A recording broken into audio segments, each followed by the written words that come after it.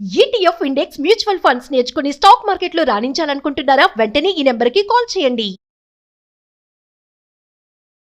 నమస్కారం. కార్తీక పురాణం చివరి భాగాల్లోకి వచ్చేసామండి. ఈ రోజున 29వ అధ్యాయం చెప్పుకుంటున్నాం. ఈ రాజు చూస్తుండగానే అంటే అంబరీషోపాఖ్యానం చెప్పుకుంటున్నాం కదా. సుదర్శన చక్రాయుధము అంబరీషుణ్ణి కౌగిలించుకుని ఆయన్ని పరిపరి విధాలుగా దీవించి నువ్వు ఎంతో గొప్పవాడివి అని ఒకళ్ళనొకళ్ళు పొగుడుకున్నారు. అంబరీషుణ్ణి సుదర్శనము చక్రస్వామి పొగిడితే చక్రస్వామిని అంబరీషుడు పొగిడాడు. ఒకరికొకరు నమస్కారాలు చేసుకున్నారు. రాజు చూస్తుండగానే చక్రం అంతర్ధానమైపోయింది.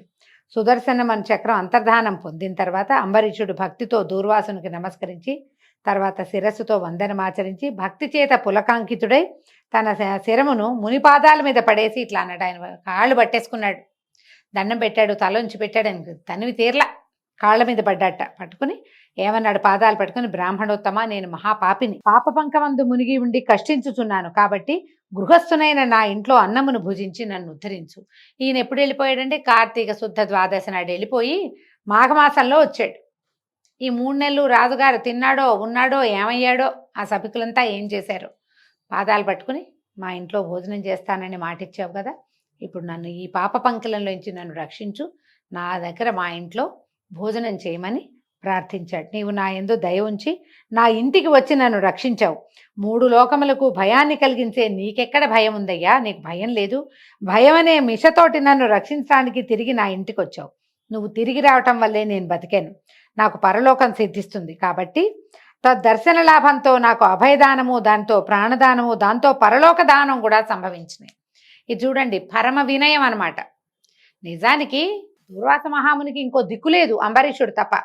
కానీ ఆయనకి దిక్కైన అంబరీషుడు, నువ్వు మా ఇంటికి రావటం వల్లే నేను బతికాను నాయనా, నాకు పుణ్యలోకాలు వచ్చినాయి, మా పితరులంతా ధన్యత చెందారు, నీవు నాకు అభయదానం ఇవ్వు, మా ఇంట్లో అన్నం తిను నా కానీ బతిమలాడుకుంటున్నాడు అని చెప్పి ఇట్లా విన్నవించిన రాజుని తన చేతులతో లేవనెత్తినటువంటి దూర్వాస మహాముని ఇలా అన్నాడు రాజు. ఆయన కూడా అవునని లేదండి, ఎంత బాగా అన్నాడు. రాజా, ప్రాణములను రక్షించువాడు తండ్రి అని చెప్పబడును. ఇప్పుడు నీ చేత నా ప్రాణములు రక్షింపబడినవు కనుక నీవే నాకు తండ్రివి. నేను ఇప్పుడు నమస్కారం చేస్తే కనుక నువ్వు దుఃఖిస్తావు. తండ్రికి కష్టం కలిగేదే వ్యాపారాన్ని చేయకూడదు, కాబట్టి నేను నీకు నమస్కరించట్లేదు. బ్రాహ్మణుడనైనా నేను నీకు గొప్ప కష్టాన్ని కలిగించాను, దానికి ఫలితాన్ని కూడా నేను అనుభవించాను. చివరికి నువ్వు ఆ దయతోటి ఆ కష్టాన్ని కూడా నువ్వు నివారించావు తండ్రి, నీతో కలిసి భుజిస్తానని చెప్పి దూర్వాసుడు ధర్మబుద్ధి గలవాడై ధర్మవేత్త అయిన అంబరీషునితో సహా భుజించాడు. ఇద్దరు కలిసి కూర్చుని భోజనం చేశారు. సాక్షాత్తు శివరూపుడైన దూర్వాసుడు విష్ణుభక్తుని యొక్క మాహాత్మ్యాన్ని కోరి వచ్చి ఇట్లు పరీక్షించి సంతోషించి ఆజ్ఞాపితుడై తన సొంత ఆశ్రమానికి వెళ్ళిపోయాడు.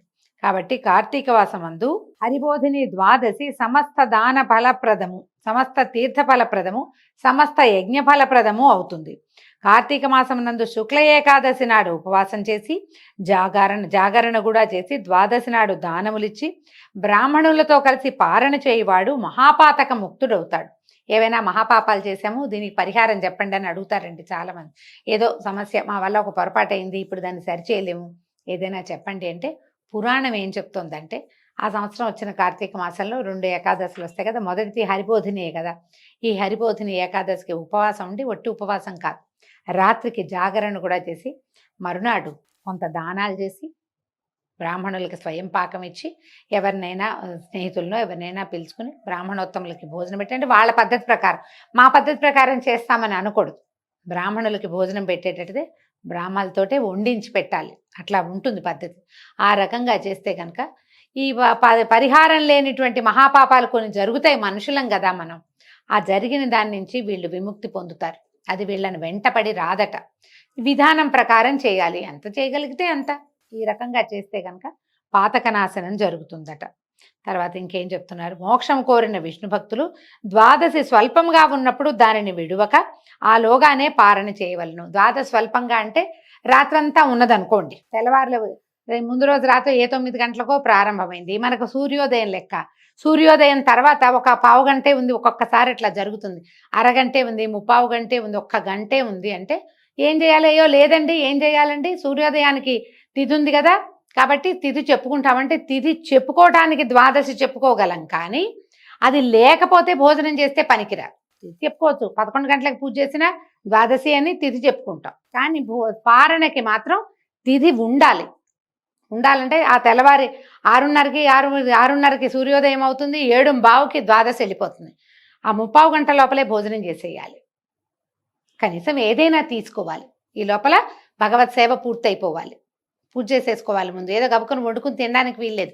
ముందు రోజు ఉపవాసం ఉన్నాం కాబట్టి మర్నాడు తప్పకుండా హరిని సేవించుకుని, అంటే ఏ తెల్లవారుజామున 3:30కో లేచేసి, లేదా జాగారం చేసిన వాళ్ళైతే కనుక ఈ తెల్లవారే తొందరగానే పూజా విధానాన్ని మొదలుపెట్టుకుని, ఏ సాలగ్రామ ఆరాధనో, విష్ణువారాధనో, లేకపోతే శివారాధనో మీ మీ పద్ధతుల్ని బట్టి అది చేసేసి ద్వాదశి తిథి వెళ్ళక ముందు పారణ చేసేసేయాలట. ఆహార స్వీకారం చేయాలి. స్వల్పంగా ఉంటే దాన్ని విడవకుండా ఆలోగానే పారణ చేయాలి. అందులో కార్తీక శుక్ల ద్వాదశి మిక్కిలి పుణ్యప్రదం కనుక దానిని ఎంత మాత్రమూ విడవరాదు. కార్తీక శుక్ల ద్వాదశి యందు చేసిన పుణ్యము స్వల్పమైనను అనంతమైన ఫలప్రదంగా అవుతుంది. ఈ పుణ్యగాథను వినేవారు పాపముక్తులై పుత్రపౌత్ర సమేతులై అనేక భోగములను అనుభవించి అంతమందు పరమపదాన్ని పొందుతారు. అంటే ఇది భాగవతంలో కూడా అంబరీషోపాఖ్యానం చెప్పబడి కనపడుతుంది, కార్తీక పురాణంలోనూ కనపడుతుంది. చిన్న చిన్న తేడాలు ఉంటాయి. భాగవతంలో ఈయన దూర్వాసుడు కృత్య అనే ఒక రాక్షసిని ఇచ్చేసాడు. తన జటని పెరికి నేలకేసి కొడితే అందులో నుంచి కృత్య వచ్చింది, భయంకరంగా నిప్పులురుముతూ వచ్చిందట. అది అంబరీషుడి మీదకి వచ్చేసరికల్లా ఆయన దండం పెట్టాడు, హరి హరి అని. దండం పెట్టేసరికల్లా విష్ణుమూర్తి ఆయన ఎప్పుడో ఆజ్ఞాపించాడు తన చక్రాయుధాన్ని, నా భక్తులకు ఏ ఇబ్బంది వచ్చినా నేనున్నా లేకపోయినా నువ్వు వాళ్ళని రక్షించాలి అని. అయితే ఈయన హరి హరి అని కేకలు పెట్టేసరికల్లా ఈయన పొందుతున్న భయము, ఉద్వేగము ఆ స్వరంలో వినపడేసరికి అక్కడ పూజామందిరంలో ఒక చిన్న చక్రంలో ఉన్నటువంటి, అంటే ఒక రేకు మీద ప్రతిష్ఠింపబడి ఉన్నటువంటి సుదర్శనము ప్రాణప్రతిష్ఠని పొంది లేచి బయటకు వచ్చేసాడనమాట. విష్ణువాజ్ఞతోటే వచ్చాడనే కాదు, ఇలా కూడా జరిగిందని కూడా ఒక గాథ కనపడుతుంది. వేరువేరు చోట్ల నుంచి చెప్పబట్టంతో చిన్న చిన్న తేడాలు కనపడతాయి. కానీ అందులో నుంచి, ఆ యంత్రంలో నుంచి సుదర్శన చక్రాయుధం బయటకు వచ్చేసింది. ఆయన విష్ణువాజ్ఞను తీసుకోవాల, ఎప్పుడో ముందు ఆజ్ఞాపించబడి ఉన్నాడు.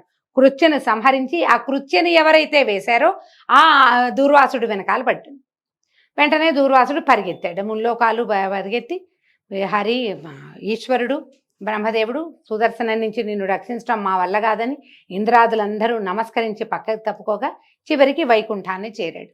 అప్పుడు భగవంతుడు తన ఆయుధాన్ని ఉపసంహరించుకుని దూర్వాసుడిని మళ్ళీ అంబరీషుడి దగ్గరికి పంపించాడనమాట. ఈ గాథలు కొంచెం ముందు వెనకలుగా ఇలాగే చెప్పబడతాయండి. ఎలా చెప్పబడినా అంబరీషోపాఖ్యానం అత్యంత ఫలప్రదమైనది. దానిని సంవత్సరానికి ఒక్కసారైనా మనకి ఏ విధానంలో దొరికితే ఆ విధానంలో విని తరించాలి. దీంతో అంబరీషోపాఖ్యానం పూర్తయిపోయింది. దాంతో కార్తీక మాస మహాత్మ్యంలోని 29వ అధ్యాయం పూర్తయిందండి. రేపు ఉదయం 30వ అధ్యాయంలో మళ్ళీ కలుసుకుందాము. నమస్కారం.